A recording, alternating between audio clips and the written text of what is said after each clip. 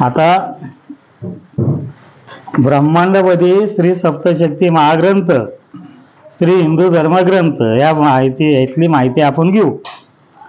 8/12/95 शुक्रवार या दिवशी महाराजांनी काय माहिती सांगितली आपण ते बघूया. हा, श्री क्षेत्र रामेश्वर, रामेश्वर आहे ना, त्या स्थानावरील समुद्रामध्ये, समुद्राच्या तळाला खाली शिवशंकर हे तांडव नृत्य करीत होते. तेव्हा त्यांची शक्ती तेज एवढे प्रफुल्लित झालेले होते की त्यांच्या तिन्ही डोळ्यामधून, शंकराच्या तिन्ही डोळ्यामधून, नाकामधून, कानामधून, तोंडामधून प्रचंड प्रमाणात अग्निज्वाळा तेज बाहेर पडत होतं.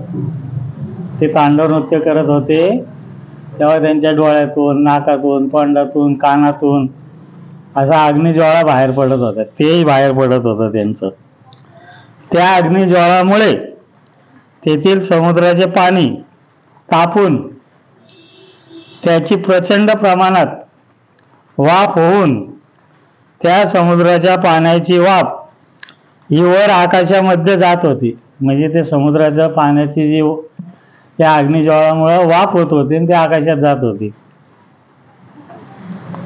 श्री शिवशंकर यांचे शक्ती तेज अग्निज्वाळामुळे संपूर्ण समुद्राचे पाणी आटून गेले होते. सगळं समुद्र आटला होता त्या ह्याच्यामुळं. संपूर्ण समुद्र कोरडा पडला होता. समुद्राचा तळ, खालची जमीन दिसत होती.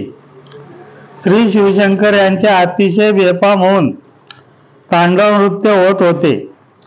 त्यांच्या शरीरामधून अग्निज्वाळामुळे श्री शिवशंकर यांच्या भोवती गोलाकार भोवरे रिंगण तयार होत होते. त्या ज्वाळामुळे नवरंग निर्माण होऊन त्यांचे कडे तयार होत होते. म्हणजे ते जे तांडव नृत्य बेफाम म्हणून करत होते, त्यांचे जे अग्निज्वाळा बाहेर पडत होत्या त्याच्यामुळे त्यांच्या भोवती गोल रिंगण त्याचं तयार होत होतं. नवरंग त्याच्यातून बाहेर पडत होते. सप्तरंगाचे तेज त्यांच्या भोवती गोल तयार होत होते. त्यांचे संपूर्ण शक्ती तेज अत्यंत प्रभावी व रुद्र होऊन त्यांच्या शरीरामधून अग्निज्वाळा या बाहेर पडत असताना, म्हणजे ते जेव्हा बेफाम होऊन करत होते, अग्निज्वाळा बाहेर पडत होते, तेव्हा अचानकपणे त्यांच्या मधल्या बेंबीमधून श्री अर्धनारी नटेश्वर यांची दिव्य ज्योत बाहेर आली होती. त्यावेळेस काय झालं, त्यांच्या मधल्या बिंबीमधून, त्यांना 5 बिंबी आहेत, मधल्या बिंबीमधून एक शक्ती तेज बाहेर आलं, म्हणजे दिव्य ज्योत बाहेर आली व त्या ज्योतीने श्री शिवशंकर यांना स्त्री अवतार घेणार असल्यामुळे, म्हणजे ती ज्योत जी बाहेर आली ते स्त्री अवतार घेणार होते, म्हणून त्यांनी अगोदर डाव्या बाजूने शिवशंकर यांना 12 प्रदक्षिणा मारल्यात. त्या ज्योतीने डाव्या बाजूने 12 प्रदक्षिणा मारल्या व आपले बाल रूप धारण केले आहे. मग त्या ज्योतीने 12 प्रदक्षिणा मारल्यानंतर त्यांच्यासमोर थांबले आणि त्यांनी बालरूपात अवतार घेतला. त्यानंतर त्यांनी पुरुष रूप असल्यामुळे संपूर्ण पृथ्वीला उजव्या बाजूने 12 प्रदक्षिणा मारल्या आहेत. त्यानंतर त्यांनी पुरुष रूप घेणार होते ना, परत संपूर्ण पृथ्वीला पायी चालत 12 प्रदक्षिणा मारलेल्या आहेत. कोणी? अर्धनारी नटेश्वर यांनी. त्यांचं अर्ध शरीर स्त्रीचं आहे, अर्ध शरीर पुरुषाचं आहे. त्यांनी 12 प्रदक्षिणा मारल्या आहेत. श्री शिवशंकर यांचे दुसरे ज्योतिर्लिंग श्री अर्धनारी नटेश्वर हा अवतार श्री शिवशंकर यांचे 12 अवतारामध्ये हा अवतार काही बाबतीत सर्वश्रेष्ठ असा अवतार ठरलेला आहे. त्यांनी जे शिवशंकरांनी 12 अवतार घेतलेले आहेत, 12 ज्योतिर्लिंग, त्यापैकी हे जे दुसरं ज्योतिर्लिंग आहे तेच काही बाबतीत सर्वश्रेष्ठ असा तो अवतार ठरलेला आहे. कोणाचा? अर्धनारीनटेश्वरांचा. व त्यांनी स्त्री व पुरुष असा एकत्रित अवतार घेतला असल्यामुळे हा अवतार अत्यंत शक्तिमान, रागीट, क्रोधिष्ठ असा आहे. त्यांनी दोन्ही अवतार घेतले ना, स्त्री आणि पुरुष. त्यामुळं तो अवतार अत्यंत रागीट, क्रोधिष्ठ असा आहे. शक्तिमान ताकद येते या अवतारात. ब्रह्मांडामध्ये पृथ्वी निर्माण होण्याच्या अगोदर पासून समुद्र होता. म्हणजे आपली पृथ्वी समजा किंवा या ज्या 12 पृथ्वी आहेत त्या निर्माण होण्याच्या अगोदर समुद्र होता. म्हणजे मूळ तळाची जी पृथ्वी आहे, मूळ तळाची जी पृथ्वी आहे त्याच्यावर समुद्र होता. अगोदर पासून समुद्र होता. ब्रह्मांडामध्ये सर्वत्र समुद्राचे पाणी होते. संपूर्ण ब्रह्मांड भरून समुद्रच होता ना. सूर्यप्रकाश, हवा होती. समुद्रामधील पाण्यामध्ये मासे, इतर प्राणी, वनस्पती, जीवसृष्टी होती. खालचा जो समुद्र आहे त्याच्यामध्ये मासे होते, इतर प्राणी होत्या, वनस्पती होत्या. खालच्या समुद्रात जीवसृष्टी होती म्हणजे पाण्यातली. आकाशामध्ये चंद्र व सूर्य हे ग्रह होते. फक्त नवग्रहाचे इतर ग्रह नव्हते. काही काळानंतर समुद्रामध्ये प्रचंड प्रमाणात महास्फोट, महाप्रचंड ज्वालामुखी झालेला होता. त्या महास्फोटामधून समुद्राचे पाणी बाजूला लांब अंतरापर्यंत सरकले, फेकले जाऊन समुद्राखालची पृथ्वी ही उघडी पडलेली होती. जेव्हा तो महास्फोट झाला होता तेव्हा मूळ तळाची जी पृथ्वी होती त्याचं समुद्राचं पाणी लांबपर्यंत सरकलं होतं आणि ती पृथ्वी मोकळी पडली होती, म्हणजे जमीन कोरडी पडली होती. व या पृथ्वीचे उडालेले तुकडे म्हणजेच नवग्रहाचे इतर ग्रह आहेत. इतर ग्रह निर्माण होता वेळेस ब्रह्मांडामध्ये पृथ्वी निर्माण झालेली आहे. जेव्हा ते स्फोट झाला तेव्हा ते खालच्या तळाचे जे पृथ्वीचे तुकडे उडाले होते त्यांनी नवग्रह आलेले आहेत आणि पृथ्वी ब्रह्मांडामध्ये पृथ्वी निर्माण झालेली आहे. पृथ्वी म्हणजे समुद्राची तळाची जमीन आहे. पृथ्वी ही गोल आहे व ती सूर्य या ग्रहाच्या भोवती तसेच स्वतः भोवती गोल फिरत आहे. म्हणजे पृथ्वी कशी गोल आकाराची स्वतः भोवती पण फिरती, सूर्याच्या भोवती पण फिरती. समुद्रामध्ये महास्फोट होण्या अगोदर पासूनच पृथ्वी सूर्य या ग्रहाभोवती फिरत आहे. परंतु पृथ्वीवर मानव निर्मिती झालेली नव्हती. तेव्हा मानव नव्हताच. समुद्राच्या ह्याच्याभोवती फिरतच होती, ती सूर्याभोवती फिरत होती. पृथ्वी मानव निर्मिती नव्हती. परंतु निसर्गाचे सर्व नियम सुरळीतपणे चालू होते. पृथ्वीवर दिवस व रात्र घडत होती. पाऊस पडत होता. पृथ्वी निर्माण झाल्यानंतर इतर नवग्रहाचे जे ग्रह आहेत त्याच्यावर पृथ्वीप्रमाणे जीवसृष्टी नसून काही ग्रहावर काही काळानंतर पृथ्वीप्रमाणे जीवसृष्टी होण्याची दाट शक्यता आहे. म्हणजे जेव्हा स्फोट झाला तेव्हा त्या खालच्या तळाच्या पृथ्वीचे जे तुकडे उडालेले आहेत त्याच्यापासून पृथ्वी पण तयार झाली. गोल आकाराचे बारके बारके तुकडे उडाले, ते नवग्रह तयार झाले. त्याच्यावर काही जीवसृष्टी नाही आहे त्या नवग्रहांच्या ग्रहावर.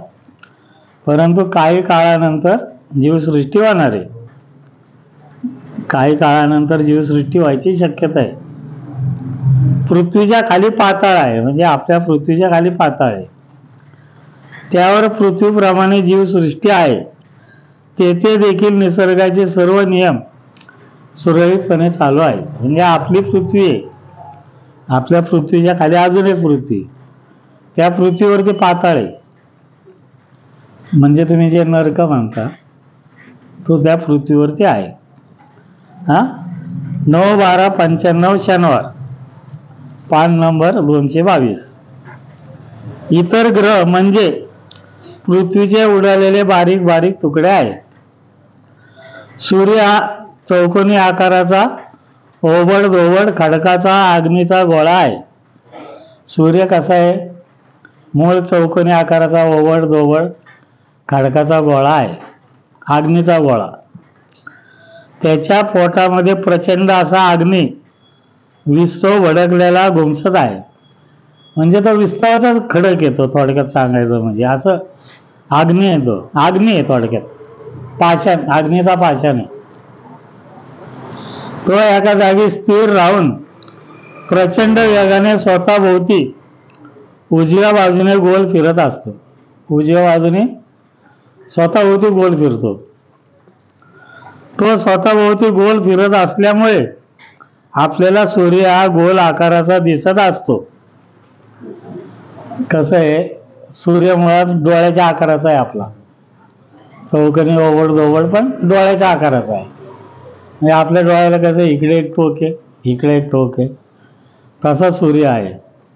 आणि स्वतःभोवती उजव्या बाजूने प्रचंड वेगाने गोल फिरतो.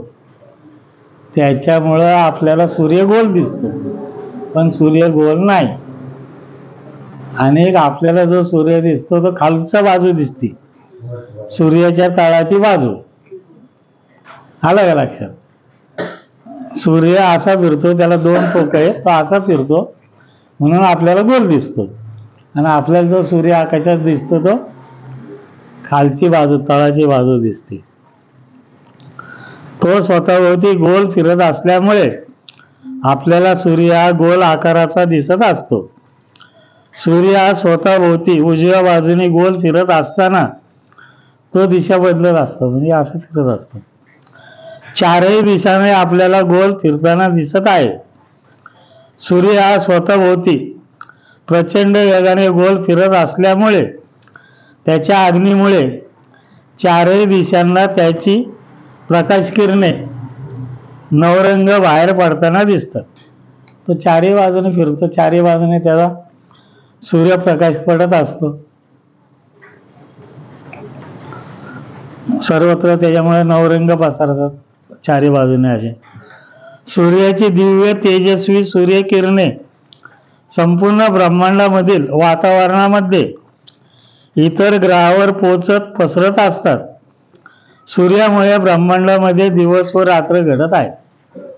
सूर्य असल्यामुळे दिवस आणि रात्र घडत आहे, म्हणजे पृथ्वीवर.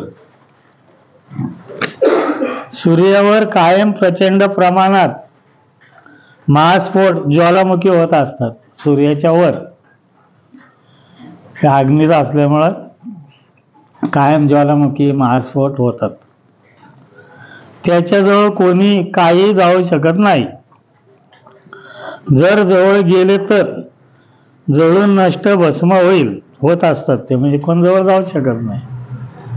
स्फोटामधून उडालेले सूर्याचे लहान मोठे तुकडे हे सर्वत्र वातावरणामध्ये पसरलेले असतात.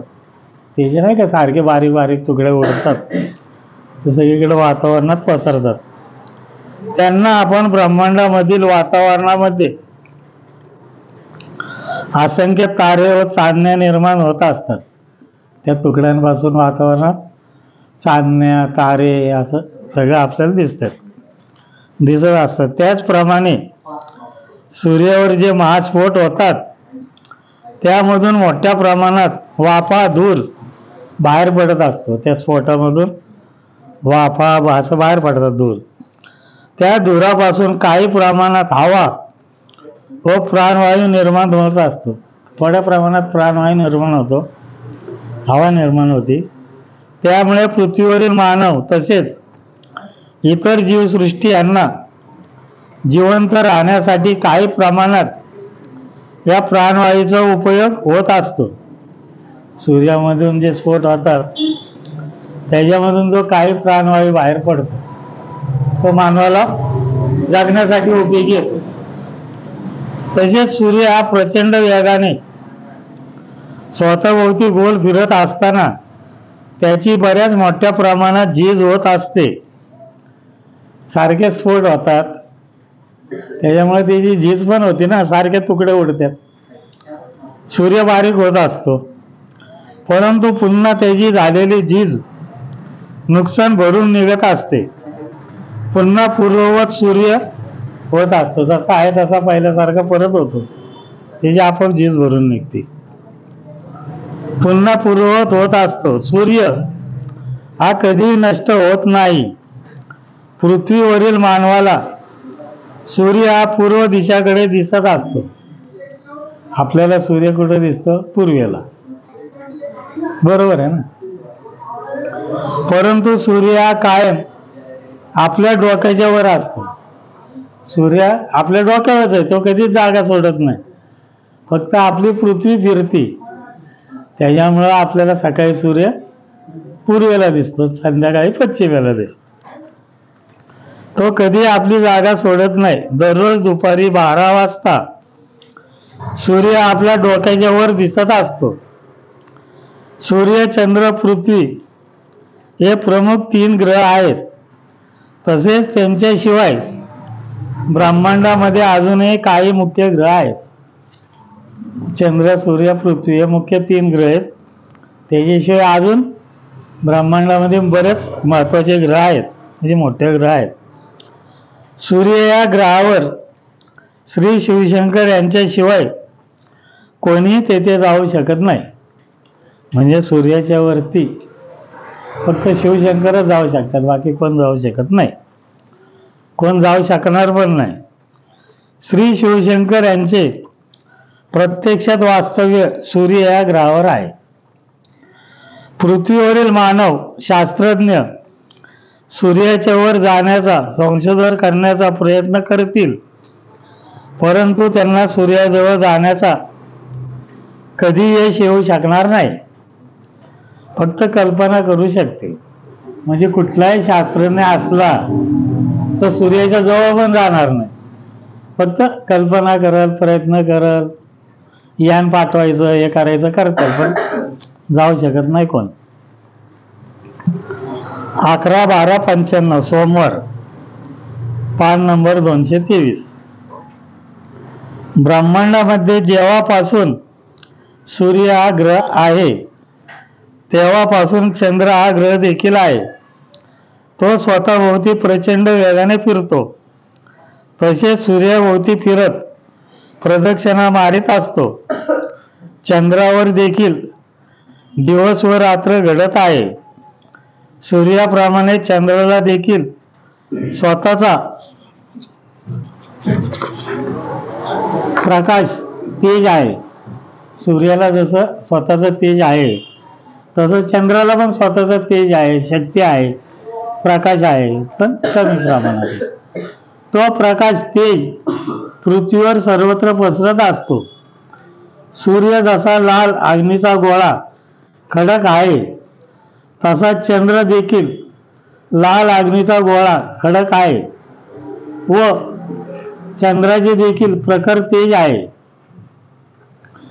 जसे सूर्यावर प्रचंड स्फोट, ज्वालामुखी होतात, तसेच चंद्रावर देखील ज्वालामुखी स्फोट होतात. म्हणजे सूर्यावर जसे ज्वालामुखी स्फोट होत आहेत, तसेच चंद्रावर देखील ज्वालामुखी स्फोट होतात. सूर्यावरील स्फोटापासून असंख्य तारे निर्माण होतात. सूर्यावरच्या स्फोटामुळे असंख्य तारे निर्माण होतात. तसेच चंद्रावरील स्फोटापासून असंख्य चांदण्या निर्माण होत असतात. चंद्राच्या स्फोटामधून काय होतंय? चांदण्या निर्माण होत्या. सूर्यावरील स्फोटामुळे धूर वाफ बाहेर पडते, त्यामुळे सर्वत्र जोर जोरात वारे वाहत असते. प्रचंड वादळे निर्माण होतात. तसेच चंद्रावरील स्फोटामधून धूर व वाफ निघते, त्यापासून ब्रह्मांडामधील वातावरणामध्ये काही प्रमाणात हवा, प्राणवायू निर्माण होत असते. कशा? चंद्रामधून पण वातावरणामध्ये प्राणवायू मिसळत असतो. जेवढ्या प्रमाणात सूर्य या ग्रहामध्ये प्रखरता आहे, जेवढी प्रखरता चंद्र या ग्रहामध्ये असते, जेवढी सूर्यात आहे तेवढीच आहे चंद्रात, पण कमी आहे थोडी. सूर्य हा ग्रहाप्रमाणे चंद्र हा ग्रह देखील स्वतःभोवती प्रचंड वेगाने फिरत असतो. चंद्र या ग्रहाच्या जवळ कोणीही जाऊ शकते. चंद्राजवळ जातं ना कोण पण जाऊ शकतं. जशी पृथ्वीवर जमीन आहे तशीच चंद्र या ग्रहावर देखील जमीन आहे. पृथ्वीसारखी चंद्रावर पण जमीनच आहे. सूर्य या ग्रहावर जमीन नाही. सूर्यावर काय जमीन नाही, फक्त चंद्रावर आहे. ती फक्त प्रचंड, सूर्यावर जमीन नाही आहे, ती फक्त प्रचंड अग्नीचा विस्तवाचा धगधगता अंगारा गोळा आहे. सूर्याच्यावर विस्तव आहे, तेथे कोणीही जाऊ पोहोचू शकत नाही. सूर्य या ग्रहाचा प्रकाश चंद्रावर पडत आहे व चंद्र तसेच सूर्याचा दोघांचा मिळून प्रकाश पृथ्वीवर तसेच सर्वत्र पसरत असतो. म्हणजे सूर्याचा पण प्रकाश आणि चंद्राचा पण प्रकाश, दोघांचा प्रकाश मिळून पृथ्वीवर पसरत असतो. चंद्र हा ग्रह सूर्याच्या जवळ असल्यामुळे चंद्र हा ग्रह सूर्याच्या उष्णतेमुळे काही प्रमाणात तापलेला असतो. म्हणजे चंद्र तापतो सूर्यामुळं. व सूर्य आणि चंद्र यांच्यामध्ये खाली पृथ्वी येत असल्यामुळे पृथ्वीवर चंद्राचा मंद शांत प्रकाश पसरत असतो. पृथ्वीवरती नाही का शांत असतं वातावरण, परंतु चंद्राचा प्रकाश हा देखील प्रखरच असतो. पृथ्वीवर जसा पाऊस पडतो तसा चंद्रावर देखील पाऊस पडत असतो. या ग्रहावर लहान छोटा समुद्र आहे. कुठं? चंद्रावर लहान छोटा समुद्र आहे चंद्राच्या वरती. त्याचे पाणी खारट आहे. चंद्राच्या वरती जो छोटा समुद्र आहे त्याचं पाणी खारट आहे. तेथील समुद्रामध्ये लहान मोठ्या आकाराचे मासे व इतर प्राणी आहेत. कुठं? चंद्राच्या वर. समुद्राच्या पाण्यामध्ये छोटे छोटे मासे, बाकी इतर प्राणी आहेत पाण्यातले. परंतु तेथील मासे पाणी मानवाने खाण्यायोग्य नाहीत. ते मासे जे आहेत चंद्रावरचे ते माणसाने खाण्यायोग्य नाहीत. तसेच तेथे लहान मोठ्या नद्या देखील आहेत. कुठं? चंद्रावर नाले आहेत. तेथील नदीचे पाणी मानवाने पिण्यायोग्य गोड आहे. चंद्रावरचे जे नद्या आहेत त्याचं पाणी आपण माणसाने पिण्यायोग्य आहे, पण समुद्राचं नाही. नदीमध्ये मासे व इतर प्राणी आहेत चंद्राच्या वरती, परंतु तेथील नदीमधील मासे व इतर प्राणी मानवाने खाण्यायोग्य नाहीत. चंद्रावरचे जे नदीतले मासे आहेत ते खाण्यायोग्य नाहीत, म्हणजे मानवाने नाही खायला पाहिजे. चंद्र या ग्रहाच्या पोटामध्ये पाणी नाही. पृथ्वीच्या पोटात जसं पाणी आहे तसं चंद्राच्या पोटामध्ये पाणी नाही. तेथे विहीर खोदली असता पाणी लागणार नाही. चंद्रावर जर तुम्ही विहीर खोदली तर त्यात काय पाणी लागणार नाही. चंद्र या ग्रहावर वातावरणामध्ये काही प्रमाणात प्राणवायू हवा आहे. चंद्रावर मानवाला जिवंत राहता येईल असे तेथील वातावरण योग्य आहे. चंद्रावर राहण्यायोग्य वातावरण आहे माणसाने. तेथे मानव हा जिवंत राहू शकतो.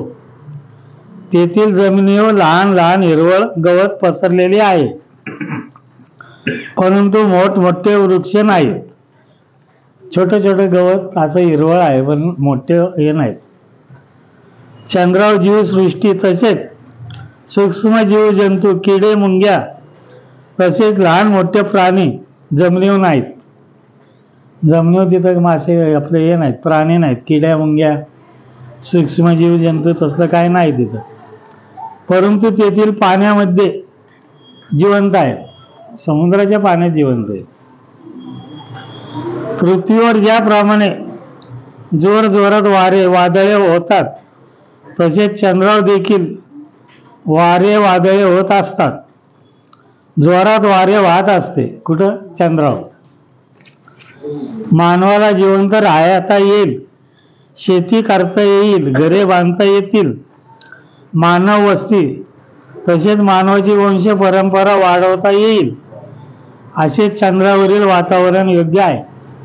म्हणजे चंद्रावर तुम्ही घर बांधून राहू शकताय, मानवाची वस्ती होऊ शकते, वंश परंपरा वाढू शकते तिथं तुमची, तसं योग्य आहे. प्राचीन काळी, पूर्वीच्या काळात चंद्र या ग्रहावर मानव वस्ती जिवंत अस्तित्वात होती. प्राचीन काळात चंद्रावर मानव वस्ती होती. जर आपण योग्य दिशेने शोध घेतला तर आपणास तेथे मानव वस्ती असल्याचे पुरावे अवशेष सापडतील. पाताळ म्हणजे नरक आहे व पृथ्वी म्हणजे प्रत्यक्षात स्वर्ग आहे. चंद्रावरती मानव वस्ती असल्याचे पुरावे आहेत पूर्वीचे. तुम्ही जर संशोधन केलं तर तुम्हाला त्यांचे अवशेष सापडतील. आपल्या पृथ्वीच्या खाली पाताळ आहे आणि आपली पृथ्वी म्हणजे स्वर्ग आहे. आपली पृथ्वी ही स्वर्ग आहे. आपल्या पृथ्वीच्या खाली अजून एक पृथ्वी आहे, ते पाताळ आहे.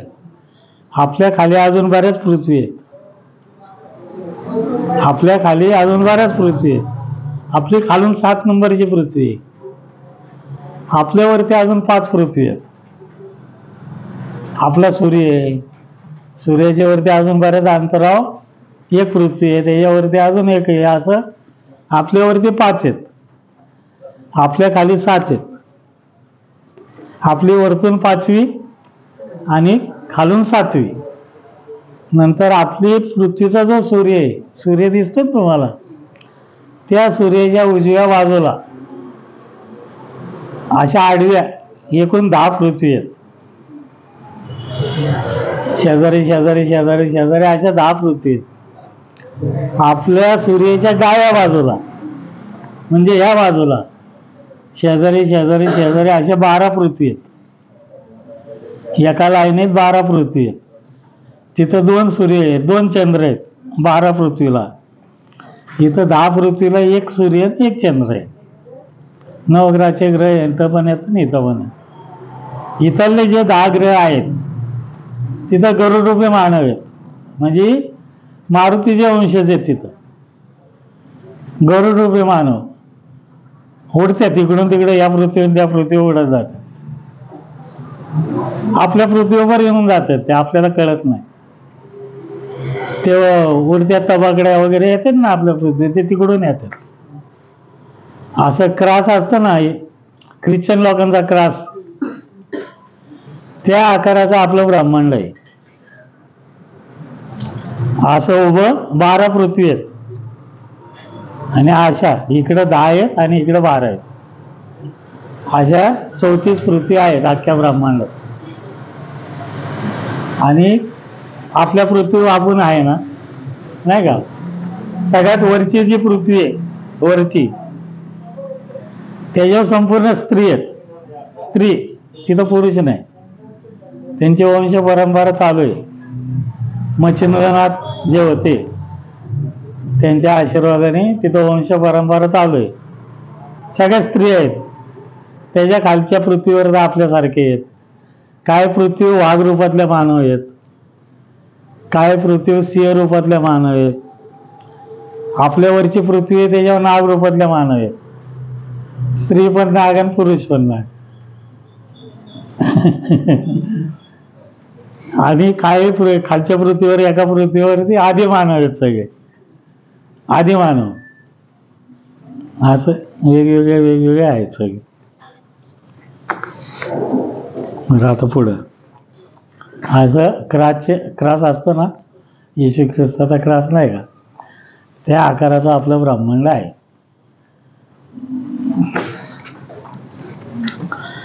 12-12-95 मंगळवार, पान नंबर 225. ब्रह्मांड म्हणजे संपूर्ण अंतराळ आहे. ह्या ब्रह्मांडाला कुठेही अंत नाही.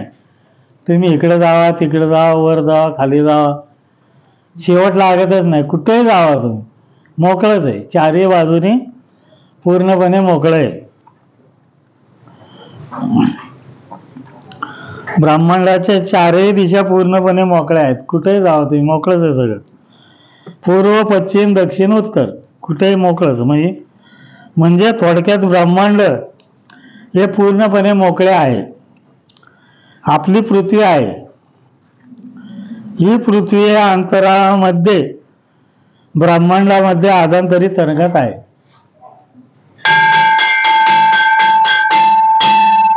म्हणजे आपली पृथ्वी जशी आहे ती तरंगते आदांतरी.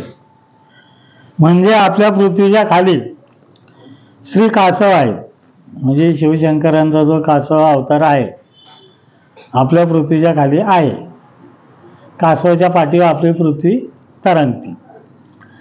श्री शिवशंकर यांचा अवतार श्री कासव आहे. त्या श्री कासव यांच्या पाठीवर आपली पृथ्वी स्थिरावलेली असून श्री कासवासहित आपली पृथ्वी ब्रह्मांडामध्ये वावरत भ्रमण करीत असून श्री शिवशंकर म्हणजे त्यांचा अवतार श्री कासव हे अदृश्य रूपामध्ये पृथ्वीच्या खाली थांबून पृथ्वीचा भार सांभाळत आहेत. म्हणजे आपल्या पृथ्वीच्या खाली शिवशंकराचा अवतार आहे कासव, ते आपल्या पृथ्वीच्या खाली आहे. त्या पृथ्वी कासवाच्या वरती आपली पृथ्वी आहे आणि कासवासहित पृथ्वी आदांतरी सगळीकडे तरंगती. म्हणजे आपली पृथ्वी, आपल्या खालची पृथ्वी पाताळ, त्याच्या खालची पृथ्वी वैकुंठ, या तिन्ही पृथ्वी कासवाच्या पाठीवर आहेत. बाकीच्या पृथ्वी कासवाच्या पाठीवर नाही. स्वर्ग, पाताळ आणि वैकुंठ या तीन पृथ्वी कासवाच्या पाठीवर आहेत. नंतर काही काळानंतर शंकराने ते कासव काढून घेतलं. काही दिवस सुदर्शन चक्र ठेवलं होतं, ते पण काढून घेतलं नंतर. आपल्या पृथ्वीच्या खाली अंतराळामध्ये मानव वस्ती म्हणजे श्री वैकुंठ आहे. पृथ्वीवरील दैव दैवते, साधू संत महात्मे वगैरे अवतारी दैवते तेथे आपल्या शरीरासहित वास्तव्य राहत आहेत. म्हणजे आपल्या खालचे जे वैकुंठ आहे, म्हणजे जी दैवत आहेत, मानव रूपातली दैवत, त्यांचं आयुष्य संपल्यानंतर ते त्यांच्या शरीरासहित तिथं जिवंत राहून वावरतात. दैवत, जी दैवत होते, आता तुमची 33 कोटी दैवत आहेत, त्यांचं अवतार कार्य संपल्यानंतर ते तिथं वावरतात, जिवंत आहेत तिथं. थोडक्यात साधू संत महात्मे जे होऊन गेलेले ते तिथं असतात. अवतारी दैवते ते आपल्या शरीरासहित वास्तव्य करून राहत आहेत. उदाहरणार्थ ब्रह्मदेव, विष्णुदेव, श्री महेश, श्री शंकर, पार्वती, मारुती, श्री दत्त महाराज वगैरे दैवते आपल्या शरीरासहित तिथं वावरतात वैकुंठमध्ये. श्री तुकाराम महाराज हे देखील आपल्या शरीरासहित श्री वैकुंठ येथे जिवंत राहून आपले वास्तव्य करीत आहेत. म्हणजे तुकाराम महाराज जे शरीरासहित गेलेले आहेत ते पण तिथं वैकुंठला आपल्या शरीरासहित वावरत आहेत, वास्तव्य करून आहेत. पृथ्वीवरील कार्य संपल्यानंतर दैवते तेथे राहत असतात.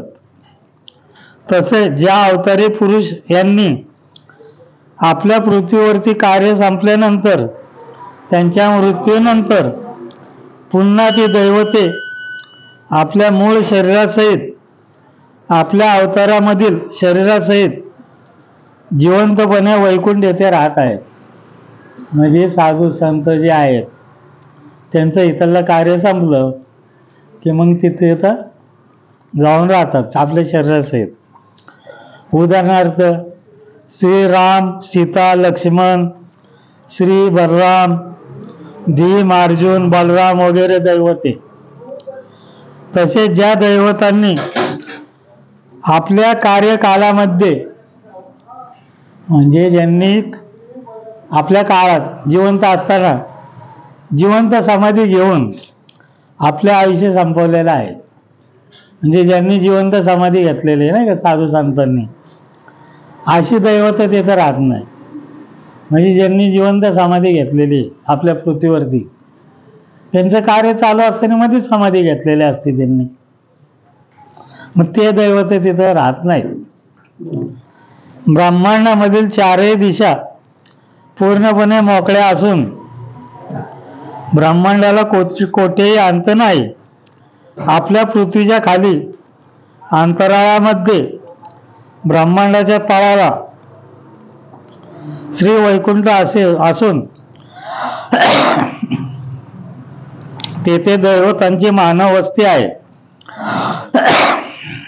तेथे अवतारी दैवते मानव रूप घेऊन श्री वैकुंठ येथे आपल्या मूळ शरीरासहित जिवंत राहत आहेत.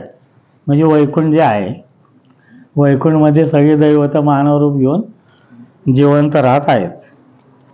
सगळ्यात खालची तळाची जी पृथ्वी आहे, सगळ्यात खालची म्हणजे आपल्या वरपासून जी 12 नंबरची खाली पृथ्वी आहे, त्या पृथ्वीवरती काय आहे माहिती आहे का?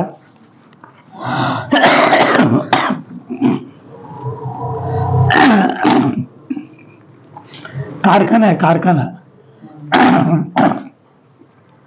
मानव निर्मितीचा कारखाना आहे तिथं.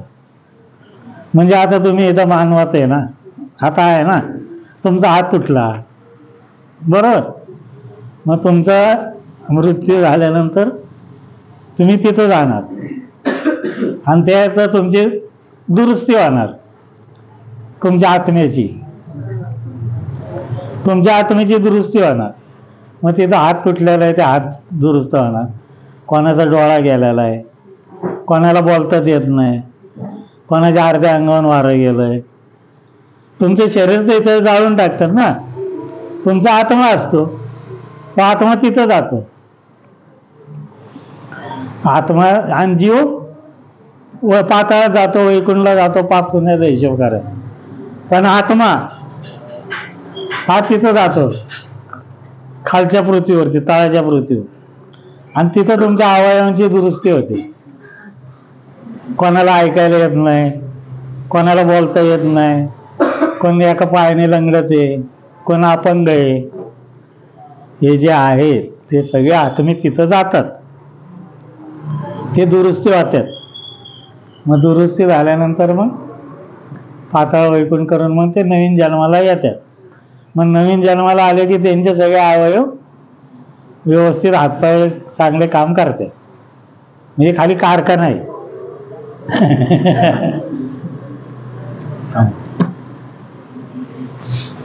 असं आहे सगळं.